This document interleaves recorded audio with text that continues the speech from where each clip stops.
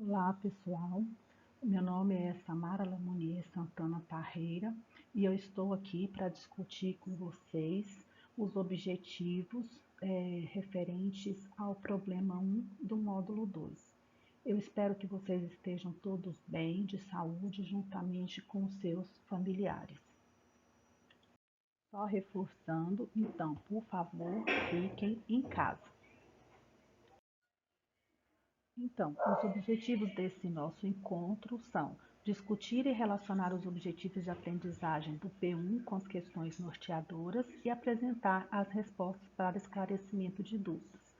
E, claro, também matar um pouquinho da saudade, né? Principalmente dos alunos da minha tutoria. E, bom, na verdade, saudade dos alunos como um todo, porque estamos trabalhando em casa, mas estamos sentindo muita falta da presença de todos os nossos alunos. Aqui estão as principais referências utilizadas para estudar os assuntos desse problema. No módulo 2, nós discutiremos as questões relacionadas ao nascimento, crescimento e desenvolvimento do bebê, das crianças, né? O momento do nascimento de um bebê é um momento sublime para mãe, bebê e familiares e deve ser cercado de todo cuidado para garantir a saúde mãe e filho. No Brasil, nascem cerca de 3 milhões de crianças ao ano, das quais 98% em hospitais. Felizmente, sabe-se que a maioria nasce com boa vitalidade. O momento do parto é conduzido por uma rotina de cuidados médicos e de enfermagem. Essa rotina envolve procedimentos de avaliação, terminologias específicas e cuidados específicos. E foi isso que vocês estudaram no nosso problema 1. Então, eu vou relembrar com vocês o problema e depois nós vamos destacar só alguns aspectos que vocês já estudaram para a gente poder ajudar a reforçar esse conhecimento e esclarecer alguma dúvida. Então, o primeiro objetivo do problema 1 foi descrever as rotinas de cuidado do recém-nascido na sala de parto. Segundo, identificar os métodos de determinação da idade gestacional de acordo com o exame físico do recém-nascido, métodos Capurro e New-Ballard. O terceiro, classificar o recém-nascido quanto ao peso ao nascer, idade gestacional, peso, a relação do peso, idade gestacional e estado nutricional. E o quarto, descrever o exame físico completo.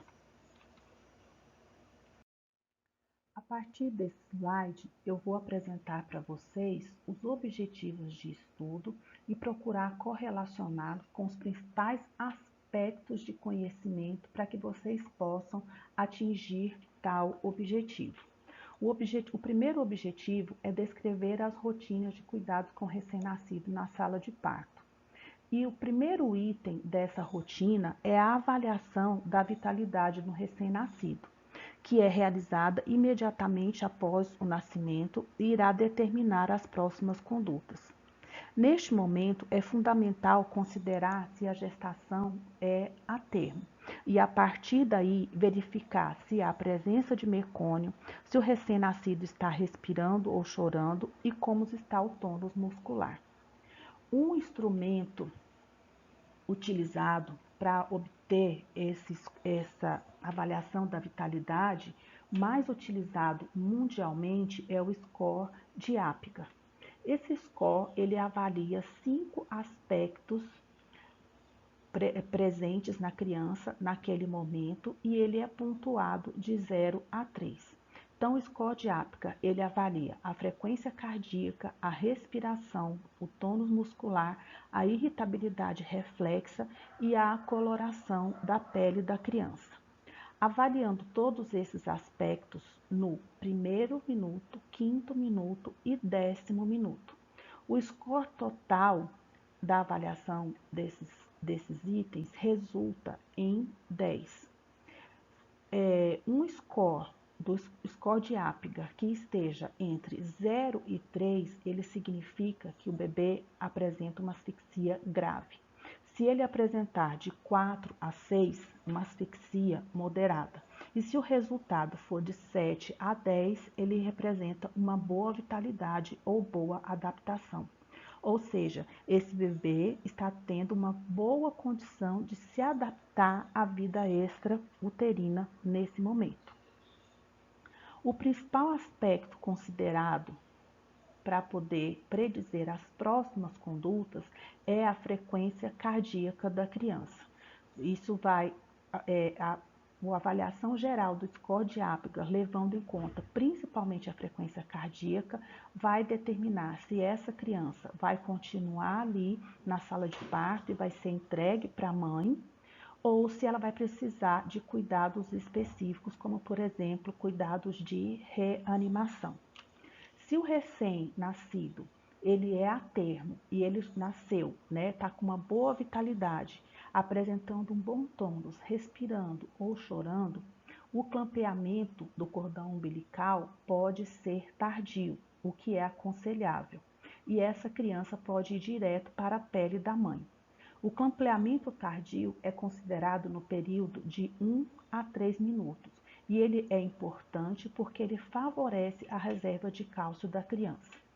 Já para as crianças recém-nascidas de 34 a 37 semanas ou crianças pós-termos que têm um bom tônus, respiram ou choram, pode também ser indicado o clampeamento tardio, mas essa criança deve ser conduzida à mesa de reanimação para os próximos cuidados.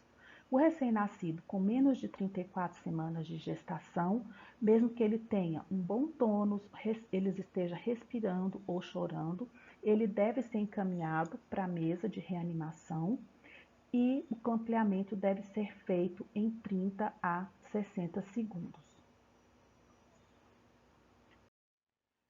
Caso o recém-nascido precise de procedimentos de reanimação, esses procedimentos eles são feitos em 4 etapas, as quais são denominadas de APAs, ou seja, procedimentos para reaquecer, posicionar, aspirar as vias aéreas quando necessário e secar esse bebê.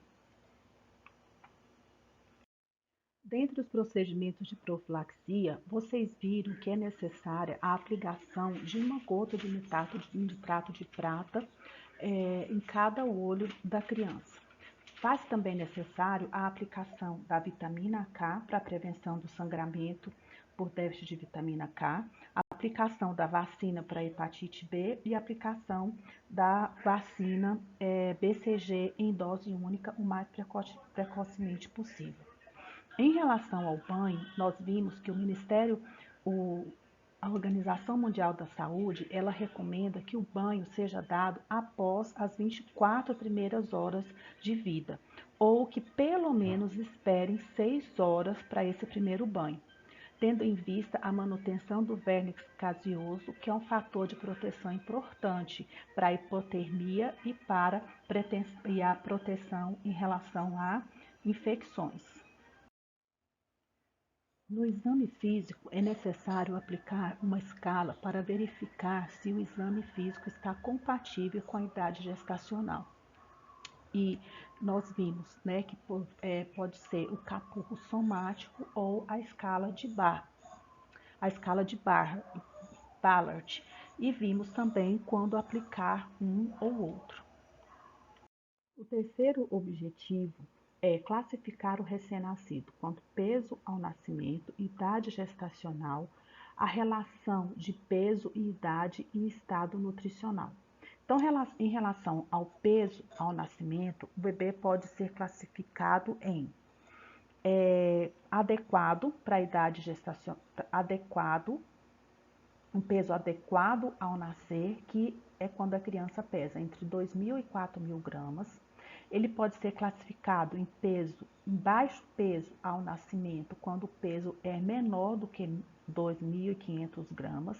Dentro do baixo peso, ainda existe a relação de muito baixo peso, que é quando a criança tem menos de 1.500 gramas, e extremo baixo peso, uma criança que tem menos de 1.000 gramas. E além, então, do peso adequado e do baixo peso ao nascer, existe a macrosomia, que é a criança que nasce com peso superior a 4.000 gramas. Segundo o Colégio Americano de Obstetrícia e Ginecologia, em relação à idade gestacional, o recém-nascido ele pode ser classificado em pós-termo, quando ele nasce com igual ou 42 semanas de gestação; termo tardio, quando ele nasce na 41ª semana, ou seja, 41 mais um dia até 41 mais 6 dias. Ele é considerado um termo completo quando ele nasce na 39ª ou 40ª semana mais 6 dias. Ele é considerado termo precoce quando ele nasce na 37ª semana até a 38ª semana mais 6 dias e é considerado pré-termo quando esse bebê nasce com menos de 37 semanas. Em relação a peso e idade gestacional, a criança pode ser classificada em adequada para a idade gestacional, quando ela apresenta um percentil entre 10 e 90, grande para a idade gestacional, quando apresenta um percentil até 90, e pequena para a idade gestacional, se apresenta um percentil abaixo de 10. Em relação ao estado nutricional, algumas crianças podem apresentar até alguns sinais de sofrimento neurológico. O estado nutricional prejudicado, um mau estado nutricional para a criança, geralmente é resultado de mães subnutridas, mães hipertensas ou mães que tiveram alguma insuficiência placentária. E aí existem os sinais clínicos que são mais visíveis dessa condição de estado nutricional, que pode ser a condição da perda do verme gaseoso, a pele da criança, se ela está seca ou impregnada e com descamações e fissuras, e também a diminuição do tecido subcutâneo e turgor da pele. Estes sinais clínicos, eles indicam um estado nutricional não adequado. Em relação à classificação do estado nutricional, nós temos o que nós chamamos de eutróficos, que são recém-nascidos sem sinais de má nutrição fetal.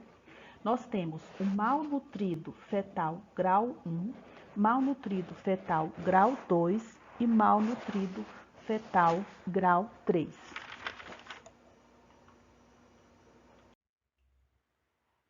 Em relação ao quarto objetivo, vale ressaltar que temos o exame físico sumário, que é realizado ainda na sala de parto.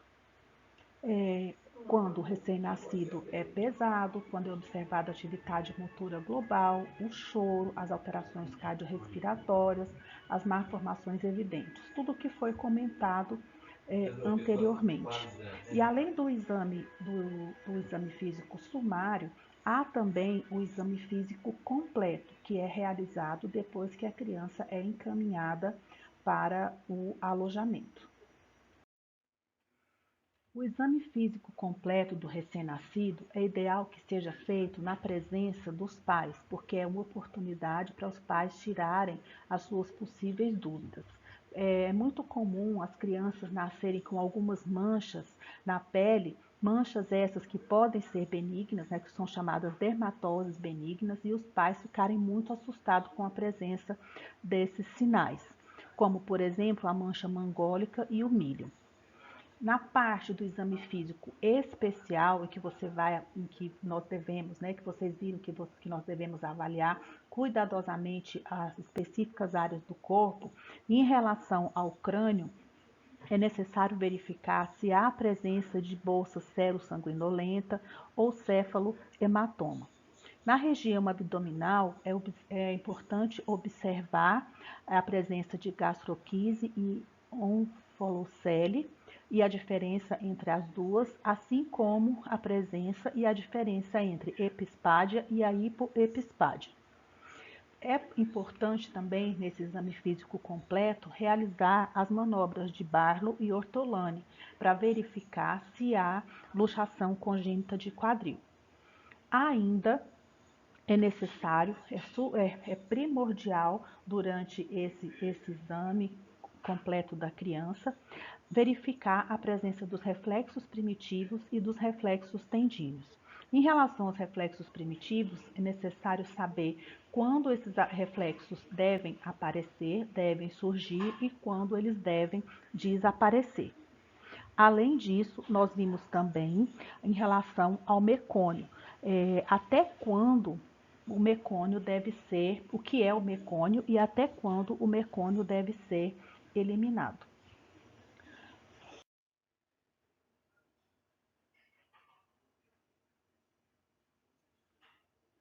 Bom, pessoal, então nós fechamos a discussão dos principais aspectos do problema 1, retomando os nossos objetivos, né, e procurando, e eu acredito que também tenhamos esclarecido algumas possíveis dúvidas. Relembrando que para ajudar vocês a memorizar esse conteúdo, a diminuírem as dúvidas que ainda possam existir, é necessário vocês também fazerem um estudo do material por escrito que o professor Yoshio passou para vocês. Então, muito obrigada e que vocês tenham uma boa semana.